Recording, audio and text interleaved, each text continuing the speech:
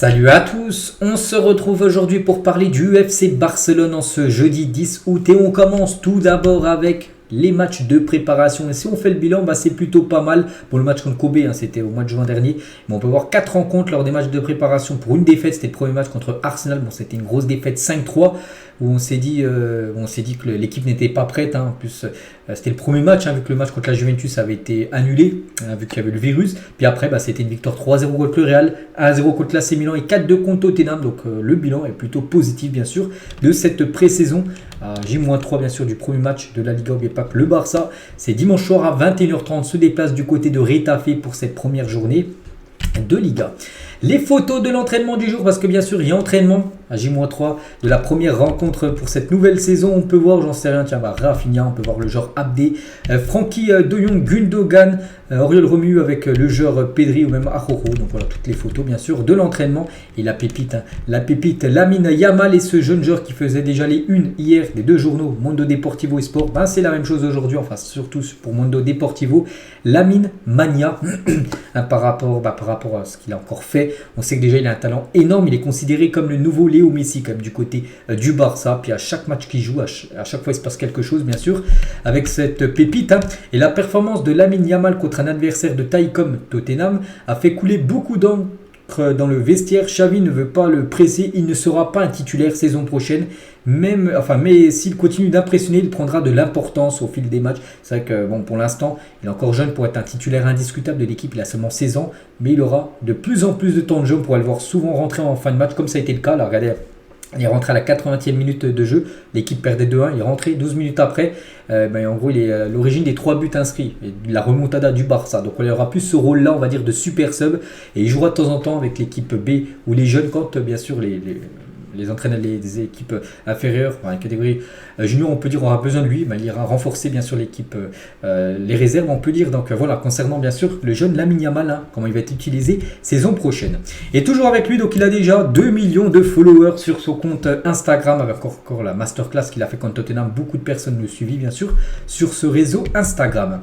L'autre une aujourd'hui, donc ça parle pas de Lamine Yamal, mais ça parle plutôt de Neymar. Donc l'affaire Neymar explose parce que Neymar, c'est le gros feuilleton. Actuellement, c'est peut-être la grosse signature sur ce mercato. Donc Neymar va quitter à 100% le PSG cet été parce que le Paris Saint-Germain a donné une liste de joueurs qui devaient quitter l'équipe du PSG sur ce mercato et Neymar est dans cette liste. Donc c'est décidé, les deux parties pourraient même négocier un moyen de résilier son contrat. Donc voilà actuellement la situation de Neymar. Il devrait quitter l'équipe du PSG. Donc voilà, s'il quitte le PSG, c'est que bien sûr le Barça peut être une option très crédible pour lui.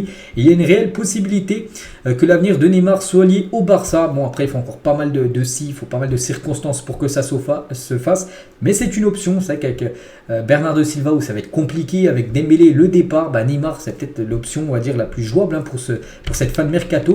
Donc l'accord sur lequel travaille Pini Zahavi, donc son agent, est que Neymar rejoigne un club saoudien, donc par exemple l'équipe de Al Hilal, et qu'il soit prêté dans la foulée au Barça pour 1 an. Donc ça, c'est totalement jouable. J'en avais parlé hier, que ça peut se faire, j'ai pas dit que ça allait se faire, ça peut se faire. Voilà, donc il va à Al Hilal, puis Al Hilal le prête pour 2 saisons du côté du Barça, et comme ça, c'est un joueur du FC Barcelone. Et Xavi n'exclut pas la signature de Neymar, voilà, pour vous dire vraiment que même s'il était écarté totalement il y a à peu près 3 semaines, tout ça, quand on parlait Neymar, donc maintenant vraiment l'option Neymar est vraiment très sérieuse, très très chaude du côté de Barcelone. On va parler d'un autre Brésilien, beaucoup plus jeune que Neymar, c'est le jeune Victor Roque. Lui, c'est sûr, c'est officiel, il a déjà signé, mais il devrait arriver en janvier 2024 et le Barça a commencé à travailler pour avancer l'arrivée de Victor Roque cet été, parce que le Barça aimerait l'avoir sur ce mercato 2023, parce que normalement il est prêté les 6 prochains mois à Paranense, son club, mais voilà, on va voir s'il y a moyen de le faire venir dès là. Donc si le plan économique est bouclé, le Barça ramènera Victor Roque cet été, je vous l'ai dit, et une grande signature de type Neymar pour avoir lieu, avec au moins 2 autres ventes importantes. Donc voilà, il va falloir aussi vendre, il faudrait vendre des joueurs qui doivent être vendus, j'en sais rien, Ansu Fati, Ferran Torres, peu importe. Et voilà, donc Neymar c'est totalement jouable, et aussi Victor Roque c'est également totalement jouable pour l'avoir dès ce mercato 2023. Mais bon, du côté de l'Atlético Paranense, le club actuellement de Victor Roque, donc le président. Il a dit il n'y a aucune chance que Victor Roque parte et rejoigne le Barça en août. Il partira en janvier, c'était le pacte avec le Barça et il sera respecté. Nous avons besoin de lui pour la finale 20 matchs et se qualifier pour la Copa Libertadores 2024. Bon après voilà, c'est ce qu'il dit. C'est vrai qu'il y avait eu un pacte, après on ne sait jamais. Peut-être le pacte sera cassé et le jour arrivera, donc tant mieux. Plus il arrivera rapidement, mieux c'est. Après bien sûr du côté de son club, l'Atlético Paranaense, on compte beaucoup encore sur Victor Roque pour les 6 prochains mois, on verra. Et Victor Roque, il parle de Lewandowski, est un attaquant de haut niveau. Il a été mon inspiration depuis qu'il était au Bayern. Ça serait un rêve devenu réalité de pouvoir jouer et apprendre de lui dans un club comme le Barça. Donc lui, on sent qu'il a vraiment une envie d'arriver. Vraiment, lui, je suis sûr, tu lui demandes entre les deux options là. Il prendrait la directe option de venir directement au Barça sur ce mercato 2023 et de ne pas attendre jusqu'à janvier pour arriver. On va parler de Franck Kessié et ça y est, c'est officiel. Le Barça annonce le départ de Kessié. On le savait déjà depuis quelques jours qu'il était très très proche sur le départ. Donc ça y est, regardez le Twitter officiel du Barça. Ils ont mis le Barça et Al Ahly, une équipe saoudienne, se sont mis d'accord sur un transfert de 12,5 millions d'euros. Pourtant, on avait annoncé plutôt les 20 millions d'euros. C'est seulement 12. Bon, c'est déjà pas mal. N'oubliez pas que le joueur est à recruter gratuitement, 0 euros. Le Barça reçoit 12 millions. Donc pour le joueur Franck Kessié, donc voilà, Kessié c'est fini, il rejoint cette équipe de Al Hilal, on lui souhaite bien évidemment bonne chance. C'est une petite photo de Franck Kessié lors de sa signature du côté de l'Arabie Saoudite, donc bonne chance à lui. Donc niveau salaire, il va toucher le triple que ce qu'il touchait du côté de Barcelone. Concernant Dembélé, donc lui aussi c'est imminent, on a parlé beaucoup de Kessié et Dembélé, donc Kessié c'est fait. Dembélé, ça devrait se faire aujourd'hui. Dembélé subira des examens médicaux et signera son contrat avec le PSG aujourd'hui, jeudi. Donc voilà, bon, Dembélé, c'est fini, on le sait tous. L'officialisation devrait être aujourd'hui. Et regardez sur le site officiel de la Liga, Dembélé n'a même plus de numéro de maillot. Son numéro 7... c'est plus son numéro, maintenant c'est Ferran Torres qui a le numéro 7 de Dembélé, c'est officiel.